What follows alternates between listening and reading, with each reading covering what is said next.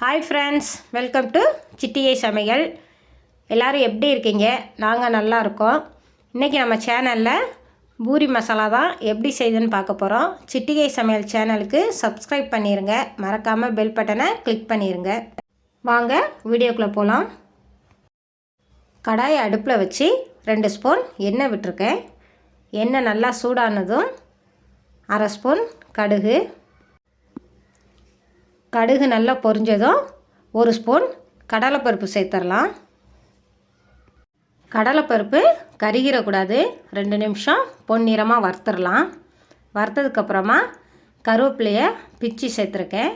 கருவேப்பிலை நல்லா பொரிஞ்சிருச்சு. இப்போ கட் பண்ணி வச்சுருக்க பெரிய வெங்காயம் 2 சேர்த்துடலாம். வெங்காயம் சேர்த்ததும் கூடவே பூண்டு 2 பல் நீட்டு வாக்கில் கட் பண்ணியிருக்கேன். இஞ்சி 1 துண்டு குட்டி குட்டியாக கட் பண்ணியிருக்கேன். 4 பச்சை மிளகா நீட்டு வாக்கில் கட் பண்ணியிருக்கேன். எல்லாத்தையும் சேர்த்து வதக்கிடலாம். காரத்துக்கு நம்ம பச்சை மிளகா மட்டும்தான் சேர்த்துருக்கோம். தேவைன்னா நீங்கள் கூட 2 கூட சேர்த்துக்கலாம். வெங்காயம் பொன்னிறமாக வதக்க வேண்டாம். 2-3 நிமிஷம் பச்சை வாசனை போகிற வரை வதக்கினாலே போதும். வெங்காயம் இந்தமாரி வதங்கினாலே போதும். மஞ்சள் பொடி 1/2 ஸ்பூன் சேர்த்து நல்லா கலந்து விட்டுறலாம். மஞ்சள் பொடி சேர்த்து நல்லா கலந்து விட்டதுக்கப்புறமா வேக வச்ச உருளைக்கிழங்க இந்தமாரி கையிலே கூட மசிச்சிடலாம். இல்லைன்னா ஸ்பூன் வச்சு கூட ஒரு பாத்திரத்தில் மசிச்சுட்டு அதுக்கப்புறம் வெங்காயத்தோடு சேர்க்கலாம். உருளைக்கிழங்கு சேர்த்ததும் உப்பு தேவைக்கு சேர்த்துடலாம். உப்பு சேர்த்து நல்லா கலந்து விட்டுறலாம். உருளைக்கிழங்க நல்லா வேக வச்சு எடுத்துக்கோங்க. இந்தமாரி லைட்டாக கட்டி கட்டியாக இருந்தால் போதும். ஆனால் உருளைக்கிழங்கு வேகலைன்னா டேஸ்ட் அந்தளவுக்கு இருக்காது.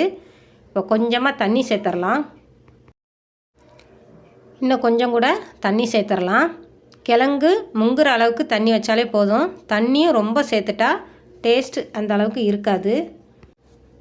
நல்லா கலந்து விட்டாச்சு. உப்புலாம் கரெக்டாக இருக்கான்னு பார்த்து மசாலா கொதி வரட்டும், வெயிட் பண்ணலாம். இந்தமாரி நல்லா கொதி வந்ததுக்கப்புறம் லைட்டாக கலந்து விட்டுட்டு நான் 1 ஸ்பூன் கடலை மாவை எடுத்து திக்காக கரைச்சி வச்சுருக்கேன். ரொம்ப தண்ணியாக கரைக்க வேண்டாம். இந்தமாரி 1 ஸ்பூன் கடலை மாவை கெட்டியாக கரைச்சி அதில் சேர்த்துடலாம். நல்லா கலந்து விட்டுடலாம். கடலை மாவு ரொம்ப சேர்த்தாலும் கூட ரொம்ப பிசு பிசுன்னு கெட்டியாக இருக்கும். இந்த பதம் கரெக்டாக இருக்கும். நல்லா கலந்து விட்டுருங்க. கொதி வந்துருச்சு. அடுப்பை ஆஃப் பண்ணிவிட்டு மல்லித்தழை தூவிடலாம். நல்லா கலந்து விட்டுட்டு வேறு பாத்திரத்தில் மாற்றிடலாம். கடலை மாவு சேர்த்து ஒரு கொதி வந்ததுமே நம்ம ஆஃப் பண்ணிட்டோம். ரொம்ப நேரம் கொதிக்க விடக்கூடாது. பாருங்கள், பூரி மசாலா செமையாக வந்திருக்கு. பார்க்கவே ரொம்ப நல்லாயிருக்கு. ஹோட்டலை விட வீட்டிலே செம்ம டேஸ்ட்டாக ரெடி பண்ணி சாப்பிடலாம். எண்ணெய் நல்லா காஞ்சிருச்சு. மாவை போட்டு எடுத்துடலாம். பூரி போடுறதுக்கு எண்ணெய் நல்லா சூடாக இருக்கணும். அப்போ தான் பூரி நல்லா வரும். பாருங்கள், இந்தமாரி லைட்டாக ப்ரெஷ் பண்ணிடலாம். லைட்டாக எண்ணெயை கூட மேலே விடலாம். நல்லா ப்ரௌனாக வந்ததுக்கப்புறம் திருப்பி போட்டுடலாம். பூரியை அடிக்கடி திருப்பக்கூடாது. ஒரே டைம் திருப்பி போட்டால் போதும். பாருங்கள், நல்ல ப்ரௌனாக வந்திருக்கு. நல்ல உப்பலாகவும் வந்திருக்கு. எண்ணெய் சூடு இல்லாமல் போட்டிங்கன்னா பூரியும் சதன்னு எண்ணெயாக இருக்கும். நல்ல ப்ரௌனிஷாக வராது. நல்ல டேஸ்ட்டாகவும் இருக்காது. அதனால் நல்ல எண்ணெய் சூடானதுக்கப்புறம் இந்தமாரி போட்டு எடுங்க. அதேமாரி நல்ல ப்ரௌன் ஆனதுக்கப்புறம் எடுங்க. அப்போ தான் பார்க்கவும் நல்லாயிருக்கும், சாப்பிடவும் நல்லா டேஸ்ட்டாக இருக்கும். ஹோட்டலை விட வீட்டிலே இந்தமாரி ட்ரை பண்ணி சாப்பிடுங்க. வீட்டு சாப்பாடு தான் என்றைக்கும் உடம்புக்கு ஆரோக்கியம்.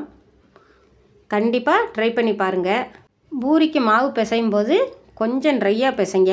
சப்பாத்தி பிசைகிற அளவுக்கு தளன்னு பிசைஞ்சிடாதீங்க. அப்புறம் பூரி நல்லா உப்பலாக வராது.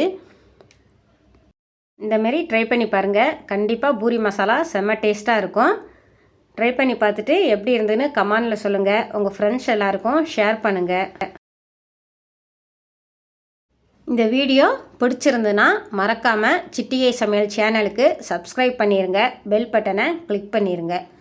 ஓகே ஃப்ரெண்ட்ஸ், இதோட இந்த வீடியோ முடியுது.